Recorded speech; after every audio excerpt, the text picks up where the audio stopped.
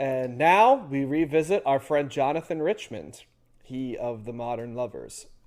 Can I ask you a question, Josh, for this one? I'm just going to plow Yes. right into this.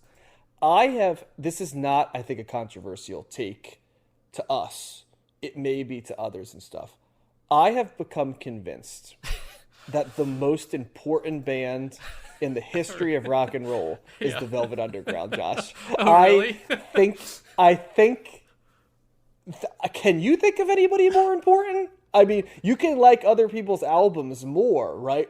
But like, can you think of any bit now? And the reason I say that is because this whole album he's the is super a fan. love letter, to the Velvet. And he's famously a super fan, got into music for. But this, he was chasing his muse in a variety of styles, some of which didn't sound like the Velvet Underground. That's kind of like his whole thing, right? He chased his whimsy. But this was like, I'm gonna make a love letter to the Velvet Underground. I mean, he even has a song called Velvet Underground about this, about just how awesome they are. And I mean, so it's obvious talking about it, but I want to couch it by saying the more we listen to it, and we're at 1992, so it's been going strong since, God, the first Velvet Underground album was at 66, I think, when it came out. And after listening to this, I went back and listened to like 2 of the Velvet Underground albums after this. And like, it's kind of like, I continue to be baffled by how ignorant I was about the Velvet Underground going into this, because everything about them makes sense to me.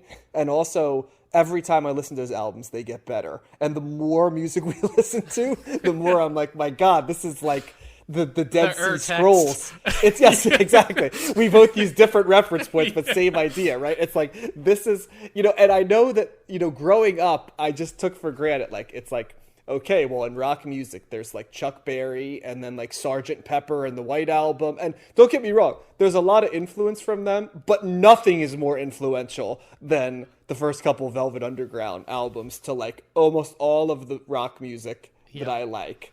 And this is a perfect example of that. I really like this album. It's like, I'm with you. I really liked it too. This is my kind of quirky. Like, I know Matt likes the, like, They Might Be Giants, Ween, Presidents of the United States, sort of, like, and then there's, like, the highly literate, wacky, which sometimes falls flat with me. This is wacky in its own way, but this is sort of, like, eccentric wacky. So it's kind of in the same area where, like, Harry Nilsson and, like, Randy Newman live a little bit, where it's, I guess, what you'd call literate rock, but also it comes from its own, bizarre place. But it's not like but super quirky. It's not super like it's not nerdy. Based. Yeah, it's not. It's nerdy. not.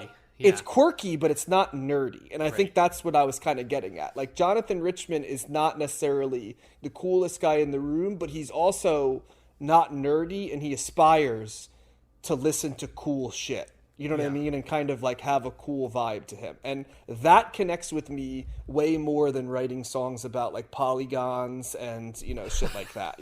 This is more like, you wonder how tongue-in-cheek like some of these songs are, because clearly some of them are, but I think some of them are also earnest. Like the Velvet Underground song in some ways is like, you're like kind of like, is he making fun of himself for how much he likes the Velvet Underground? Or is it like an earnest, like a love letter to the Velvet Underground? Or is the answer yes, right? Like both at the same time. So I found myself consistently laughing at the lyrics. And I also found I was very, very excited about like re-listening to this album because it's short. It's like 38 minutes and it just flew by. And so it's very much the first Velvet Underground album. So, and a little bit of the last, like Loaded as well in here. Right. But it's that nostalgia, like 50s, 60s feel that the Velvet Underground really captured, and a little bit of surf rock, little bit of, oh gosh, why am I blanking? Well, Phil Spector sound, a little bit of traditional pop craftsmanship. Like I said before, people like Harry Nilsson and Randy Newman immediately came to mind, and I just really like this. I was dancing at the lesbian bar. Oh, I Is love that just song. Yeah. extremely funny. I like that Rooming House on Venice Beach song because Yes, me it's too. it's got like these reference. It's like kind of like the togas and the ancient world being in the Reach and a bearded. So it's like he's at the beach, but I don't know. It's yeah. Then it just effortlessly transfers into like now I hear the rents are steep. It was rough, rough, rough with the ancient rustic hippie stuff, and he's a keen observer, right? And he just squares the circle very well for me. So this one's a pretty easy thumbs up for me. I'm very glad we listened to this album.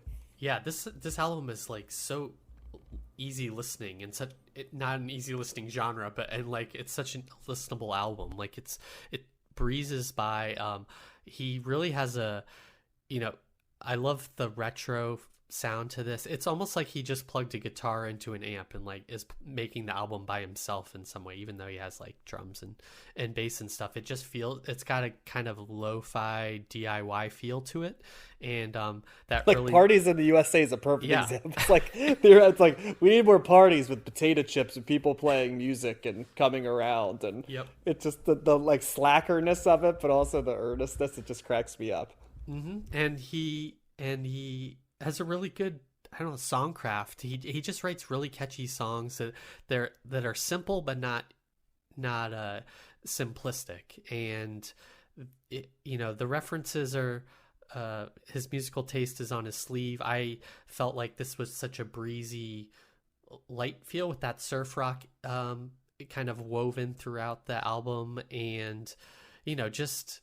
I Was Dancing in the Lesbian Bar is it's kind of like a modern type of theme, explicitly referencing the, LGBT people, but also just him, like, it's almost like he is a narrator who's pulled through, he's, I don't know, he just paints a really good picture, and you can imagine him, going There's through hilarious lyrics too. Yeah, and just ending up dancing in a lesbian bar, and the song is just really toe tapping and great, and there's songs like that throughout the entire album. It's like he changed bars. It's just the part that cracked me was like he starts in the first bar, things were stop and stare. Then he goes this way. In this bar, things were laissez-faire. That made me laugh out loud when that happened. It's kind of like, yeah. It's just such an interesting turn of phrase, I thought, yeah. Mm-hmm. And it's just grounded by this really like clean kind of sounding guitar, or simple sounding guitar that I appreciated. And there's not a lot of frills on the album, but I don't know, it just felt refreshing in a way, and I really appreciated it, how it sounded. Yeah, it was clearly trying for a DIY feel. Yeah. And it's, if we go off the test, like, did this make you want to hear more of his stuff? The answer is yes. I wanted to hear more of his stuff. I was curious to see where he came from. And boy, what an interesting, like, in some ways it's reminiscent of the Modern Lovers, and in other ways it's different than the Modern Lovers. And I liked that album quite a bit too. Yep. But it's just two different versions of the same theme, but coming at it, there's an eclecticism, but also a familiar sound to what he's doing, which I really like. And just, it's really smart songs. And like you said, I kind of like sometimes how something can be simple but work at the same time. Yeah, and we're not talking like 3 chords in a dream either. This is, I think a lot of people expend a lot of energy trying to be profound and fall short, while this seems like not a lot of energy was expended, but it's more profound than what they're going for. Yeah, it feels authentic in a way that I don't know. Jonathan Richman is such kind of an interesting guy too. I've seen him in the Velvet Underground doc that Todd Haynes did last year, the year before, and he's talking head in a lot of things, and I don't know. I have no concept of what he'd be like in real. What's he like in those videos? Out of curiosity. Well, like a quirky kind of like nerdy super fan type of guy. Okay. Is he super enthusiastic or more flat affect or like bookish? Like what's his personality? Because I would say like he's pretty enthusiastic and and I don't know. It's hard to say. It's hard to say. I don't know. He just like, I think he kind of like, his enthusiasm kind of wins wins me over, and well, obviously because he's talking about the Velvet Underground in this case, but I don't know. Yeah, he just when I say authentic, I feel like this is representative of his personality from what little I know of him and his music. So I take that for what you will, but yeah, Okay. this was another pleasant surprise. Oh, you know what this was like, John? This is like when we listened to that um that Beach Boys album, that solo effort from Dennis way Wilson? back. Yes, Dennis Wilson. That was kind of the same like pleasant surprise I had. Definitely DIY. Like Yeah. it shares that in. Yeah. Yep. Or that other Beach Boys album that you and I just listened to. I don't know. It's got that kind of feel to it. It's. I mean, yeah. What is that? Honey? Wild Honey. Oh, Wild Honey. Yeah, it's yeah. definitely got a little bit of Wild Honey. You're Yeah. right. That's actually a very good comparative point. Yeah, where it sneaks. That's a great tie, Josh, I'd Yeah. say. But there's a lot of like what the Beach Boys were doing with what the Velvet Underground were doing in that same period. We mentioned Phil Spector, right? And that's, famously was, tied into some of what the Beach Boys were doing, or at least sonically, they shared inspiration from each other. Brian Wilson did, certainly.